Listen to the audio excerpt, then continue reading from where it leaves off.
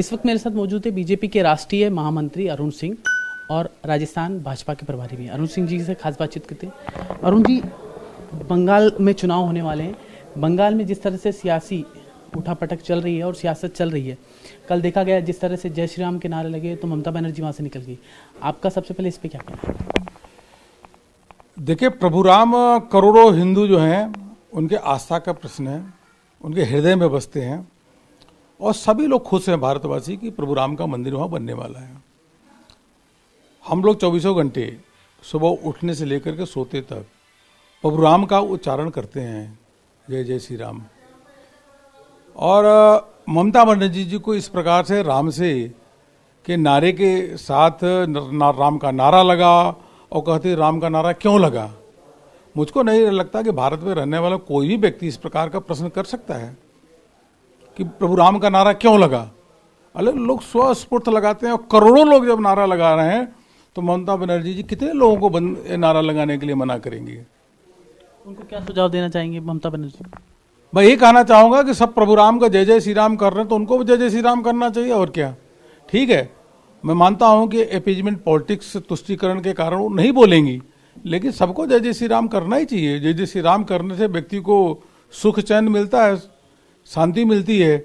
और जो उनका एग्रेसिवनेस है, इस प्रकार से जिस प्रकार से लोकतंत्र की हत्या कर रही हैं, जिस प्रकार से भारतीय जनता पार्टी के कार्यकर्ताओं की हत्या हो रही है, उन पे उनकी पिटाई हो रही है, अगर वह जय जय श्री राम करेंगी तो कुछ न कुछ उनको सद्बुद्धि जरूर आएगी। सर, फिरहाद हकीम हैं जिनको प्रोटोकॉल थे, प्रधानमंत्री जी कल वहाँ पे आए थे, प्रोटोकॉल में जाना था, मिनिस्टर हैं टीएमसी के, वहाँ पर वो नहीं पहुँचे। इस पर आपका क्या कहना है? वो लेट पहुँचे हैं, इस पर आपका क्या कहना है? देखिए, जैसा ममता बनर्जी जी का रुख है उसी रुख को मानते हुए उन्होंने इस प्रकार का किया होगा। लेकिन वास्तविकता यह है कि पश्चिम बंगाल में कई मंत्री जो टीएमसी के शासनकाल से दुखी होकर भारतीय जनता पार्टी को ज्वाइन किए हैं, माननीय प्रधानमंत्री जी के नेतृत्व को उन्होंने स्वीकारा है। बहुत सारे विधायक और उनके मंत्री भारतीय जनता पार्टी में आ रहे हैं और आने वाले हैं, वो ज्वाइन कर रहे हैं। तो यह समझना चाहिए कि वहाँ परिवर्तन की लहर चल रही है।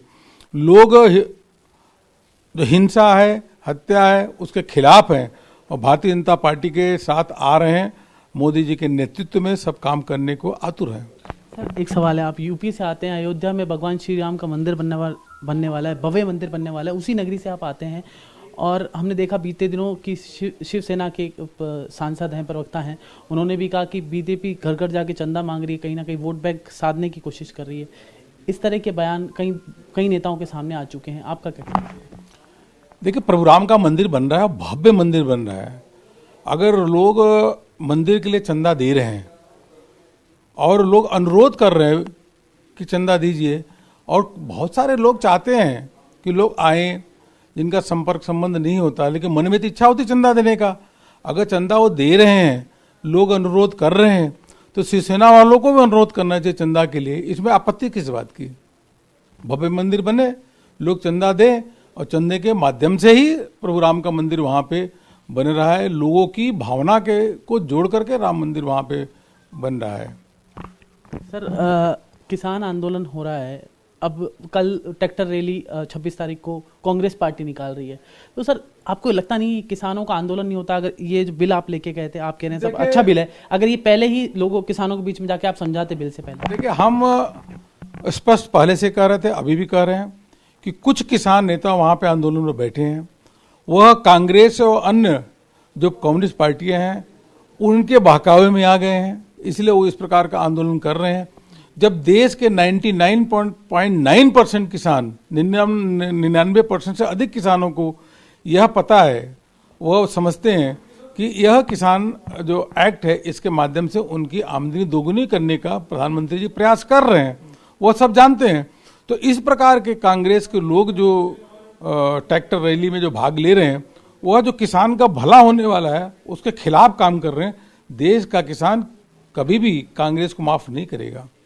सर, आप राजस्थान के प्रभारी हैं, आप पार्टी को एक जाजम पे बिठाने के लिए आपके पास क्या रूपरेखा है? क्यों कहीं ना कहीं बीते दिनों सोशल मीडिया पे चर्चा थी, वसुंधरा राजे का अलग मंच बन गया, सतीश पूनिया जी का एक मंच बन गया, आप एक कद्दावर नेता हैं। सोशल मीडिया का अपना नेटवर्क होता है, मीडिया का अपना नेटवर्क, अपना सोच होता है। उनको भी कुछ सोशल मीडिया वालों को चटपटी खबर मैसेज भी फैलाने में अच्छा लगता है, लेकिन भारतीय जनता पार्टी के सभी नेता एक साथ मिलकर के काम कर रहे हैं राजस्थान में। तभी तो 21 में से 21 जिला जो पंचायत के चुनाव हुए उसमें 14 भारतीय जनता पार्टी को सफलता प्राप्त हुई है। कांग्रेस पार्टी कह रही है कि राजस्थान में नेता एक मत नहीं है, वसुंधरा राजे का अलग खेमा है, इनका अलग खेमा है। अशोक गहलोत जी कई बार, तकरीबन हजारों बार अशोक गहलोत जी प्रेस के माध्यम से कह चुके हैं। राजस्थान की जनता के सामने जग जाहिर है कि खेमा तो कांग्रेस में है, वसुंधरा जी के और हमारे पार्टी के नेताओं में तो खेमा कहीं नहीं है, सब एक मत है, एक रूपता के साथ काम कर रहे हैं।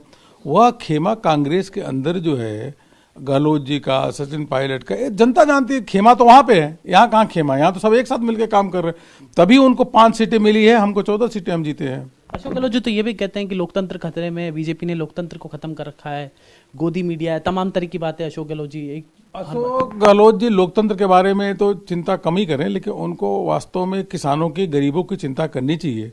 किसानों को जो बिजली की छूट थी उस छूट को जो समाप्त किया, बेरोजगारों को जो रोजगार भत्ता देना था, बेरोजगारी भत्ता, वह 27 लाख लोगों को अभी तक भत्ता नहीं दिया, किसानों का कर्जा माफ नहीं हुआ, वह जरूर राजस्थान की जनता के लिए खतरनाक है। इसलिए राजस्थान की जनता के लिए जो वादा उन्होंने किया है और उनके नेता राहुल गांधी जी ने किया है, 2 साल हो गया, उसको जरूर पूरा करना चाहिए उनको। एक अंतिम सवाल अरुण जी, क्या रूपरेखा रहेगी आपके काम का, क्या वर्किंग स्टाइल रहेगा, और आगामी समय में राजस्थान में भी चुनाव होने वाले हैं, तो क्या रूपरेखा, क्या किस तरह से एक मंच, एक जाजम पे लोगों को बिठाएंगे, और क्या किस तरह से ग्राउंड पे आपकी क्या नया नवाचार करने वाले हैं आप?